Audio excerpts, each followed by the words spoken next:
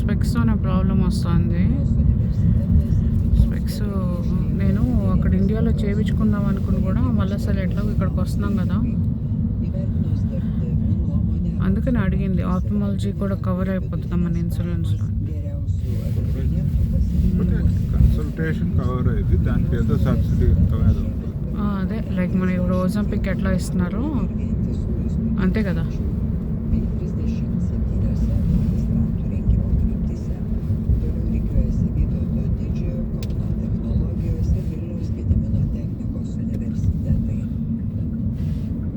ఇట్లా ఇక్కడ ఇట్లా విల్లాస్ ఉన్నాయి కదా, ఇవన్నీ ఇట్లా గేటెడ్ కమ్యూనిటీ లాగా ఉండవా ఇక్కడ?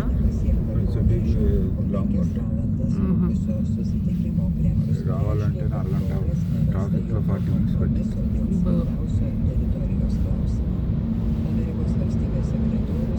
వీళ్ళకి కష్టం, కాలేజీ వీళ్ళకి వేస్ట్.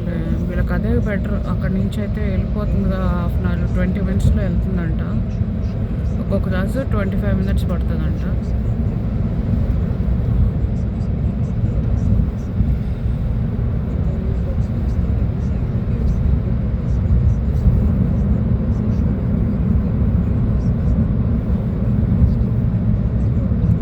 ఇదేం బొడ్డు సిటీ ఏం కాదు, చాలా పెద్దగానే ఉంది.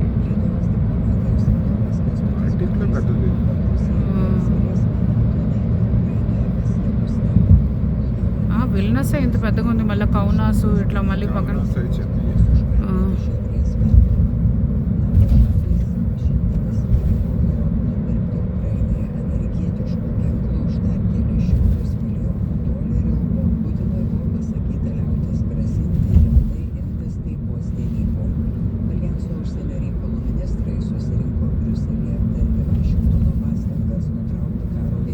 పిఓపి షీట్లతో ఇల్లు కట్టేస్తున్నారు. పిఓపి అట్టలతోనే కదా ఇల్లు అంతా.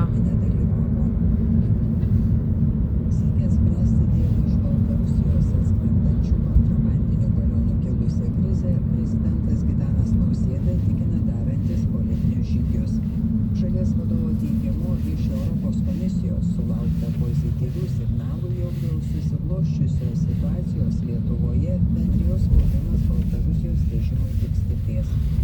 Pasak Nausėdos, Europos komisijos vadovė Ursula von der Leyen tvirtino, jog supranta situaciją ir bendrija yra pasiekusi padėti Lietuvai dorotis su buvusia krize. Siekiant sustiprinti oro erdvės ir kritinės infrastruktūros apsaugą, Lietuva gaus Ispanijos gamintojo antidroninės sistemas Patriot. Ši sistema naudoja radarus, kameras, jutiklius ir elektroninės kovos priemonės, sukurdama išmanųjį skydą kritiniams objektams apsaugoti. Šiuo metu Ispanijos karinio oro pajėgų kontingentas taip pat vadovauja oro policijos misijai Lietuvoje.